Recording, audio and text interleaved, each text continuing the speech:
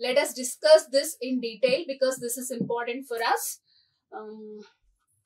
So he said you have nucleus at the center. Around the nucleus, you have some well-defined paths in which the electron moves, and these well-defined paths are nothing but orbits. Okay, and at the center you have nucleus, and these are the electron. Let us consider one electron. Okay, now let this be EI. Let EI be the energy level of this stationary orbit. As you know, let this be n equal to 1, let this be n equal to 4, for example. N, as you know, it's a principal quantum number.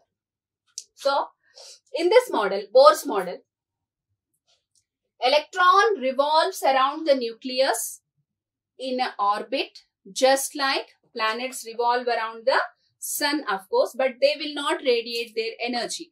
Energy of the electron in an orbit is constant as far as it is in one particular orbit.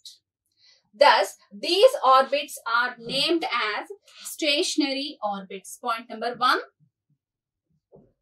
stationary orbits. So, no loss of energy for the electron as far as the electron is in that particular orbit. Next point. Electrons are not given freedom to move in all the possible orbits, They have the right to choose only those orbits in which their angular momentum is an integral multiple of h by 2 pi. That is, you say angular momentum is said to be quantized.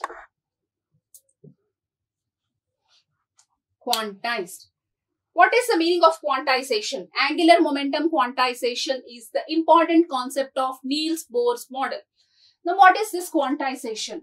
There will be many paths in which an electron can move, but electron chooses only these orbits, particular orbits, where angular momentum is quantized. That is, for n will be some integers. So on.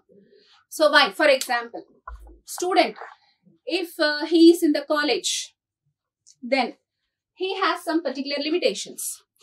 During the class hours, he should be in the class. He is not allowed to move in the corridors. So, he is said to be quantized. So, if you compare student with an electron and classroom or a college to be an orbit, student is not given opportunity to select wherever he wants to move in the college. There is a particular timetable which he has to follow. Similarly, there are certain orbits which these electrons should select. What is that condition of the orbits? In those orbits in which the angular momentum is an integral multiple of h by 2 pi. Where the student should be? Student should be in that particular class in that particular time. So, student is quantized. Here our electron is also, your angular momentum of electron is also said to be quantized. So, this is a very important concept of Niels Bohr model. Okay. This is the second point. Now, what is the third point? Now, as I said, electron, as far as in a particular orbit, it will neither loses its energy nor it gains its energy.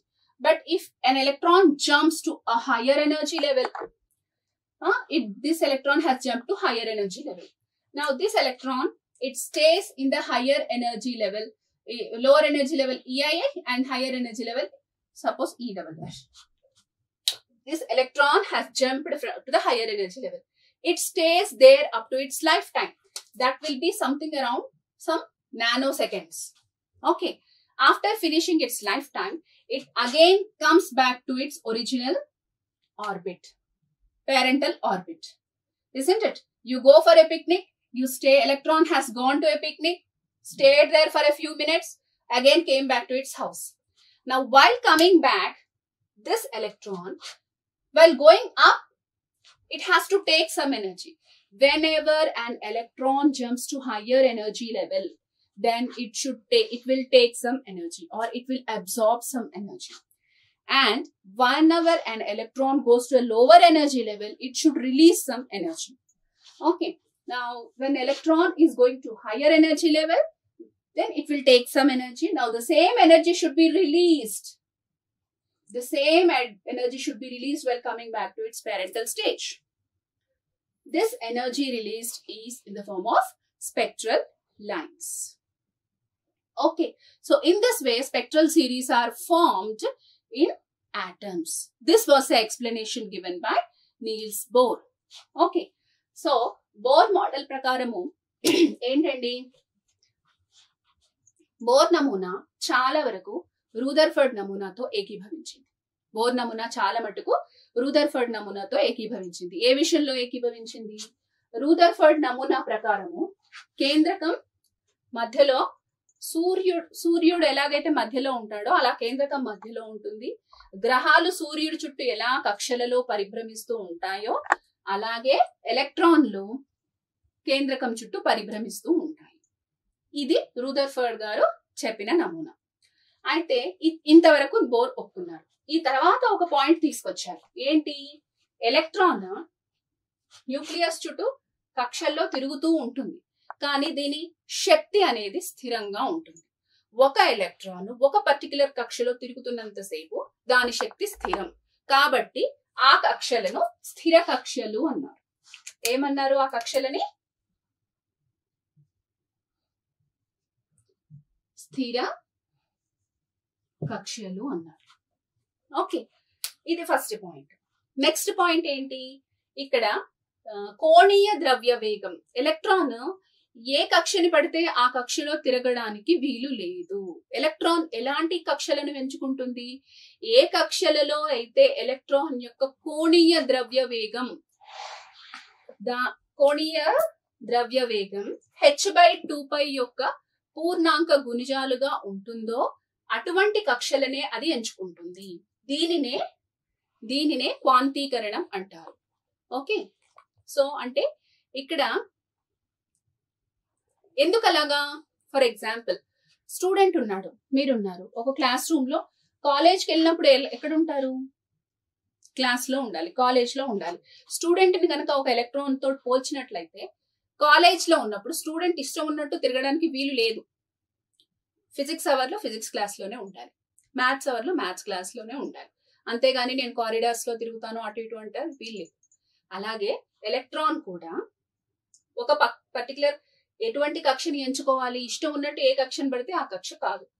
A కక్షకైతే electron యొక్క కోణీయ ద్రవ్య వేగం h/2π యొక్క పూర్ణ గుణిజాలు అవుతుందో అటువంటి కక్షల్ని మాత్రమే ఎంచుకోవాలి. ఇక్కడ n అనేది 1, 2, 3 వాల్యూస్ తీసుకుంటాం. చూడండి, 1 కి 2 కి మధ్య మనకి ఇన్ఫినిటీ నెంబర్స్ ఉంటాయి. అంటే ఇన్ఫినిటీ కక్షలు ఉన్నట్టు ఈ రెండు కక్షలకు మధ్యలో అవన్నీ ఎలక్ట్రాన్ తీసుకోకూడదు. ఇది నీల్స్ బోర్ గారు చెప్పిన రెండవ పాయింట్. ఇంకా మూడవ పాయింట్ ఏంటంటే, ఎలక్ట్రాన్ ఒక కక్షలో ఉన్నంత వరకు దాని శక్తి స్థిరం. కానీ ఎప్పుడైతే ఎలక్ట్రాన్ కింది, ఇక్కడ చూడండి EI అనేది కింది కక్ష, EF అనేది పై కక్ష, ఈ E1 అనేది ఒక ఎలక్ట్రాన్ ఈ పర్టికులర్ కక్షలో n=1 అనే కక్షలో తిరుగుతూ ఉంది, పరిభ్రమిస్తూ ఉంది. ఇప్పుడు ఈ ఎలక్ట్రాన్ EI అనే కక్ష నుండి EF అనే కక్షకు సంక్రమణం చెందినప్పుడు, పైకి వెళ్ళినప్పుడు, అప్పుడేమవుతుంది? పై కక్షకు వెళ్ళినప్పుడు అది శక్తిని తీసుకుంటుంది. ఓకే, ఆ పై కక్షలో కాసేపు ఉంటుంది. ఎలాగైతే మనము పార్క్ కి వెళ్ళి కాసేపు అట్లా టైం స్పెండ్ చేసి మళ్ళీ తర్వాత ఏం చేస్తాం? కాసేపు అయితే ఇంటికే వచ్చేస్తాం కదా. అలాగే ఎలక్ట్రాన్ కూడా కాసేపు ఏదో విజిటింగ్ ప్లేస్ కి వెళ్ళింది, ఎంతో కొంత టైం, 1 నానో సెకండ్ వరకు ఉంటుంది. తర్వాత మళ్ళీ దాని స్థాయికి అది వచ్చేసేయాలి. అలా వచ్చినప్పుడు అది ఎంత శక్తిని అయితే గ్రహించిందో అంతని విడుదల చేయాలి, వికిరణం చేయాలి. అది వికిరణం చేసేటప్పుడు అలా వదిలితేనే దాని కక్షలోకి అది వస్తుంది. అప్పుడు అది విద్యుదయస్కాంత తరంగాల రూపేణ ఆ శక్తిని వదులుతుంది.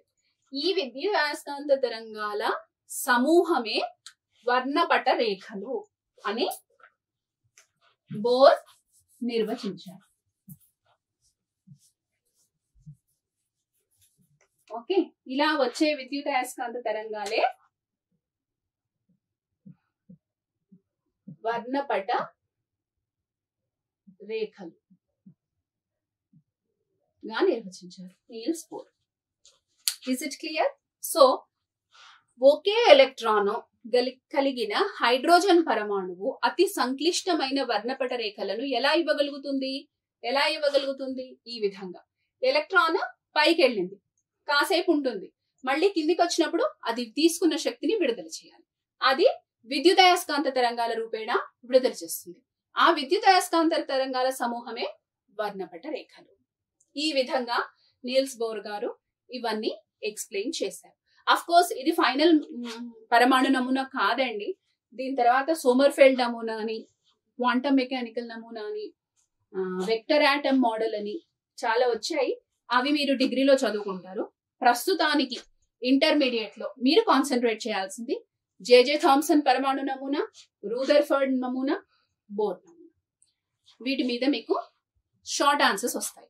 ఇది కేవలం ఇంటర్మీడియట్ కే కాదు, మీరు భౌతిక శాస్త్రాన్ని బేస్ గా చేసుకుని ఏ కాంపిటేటివ్ ఎగ్జామ్ రాసినా అందులో వస్తాయి. Okay, right.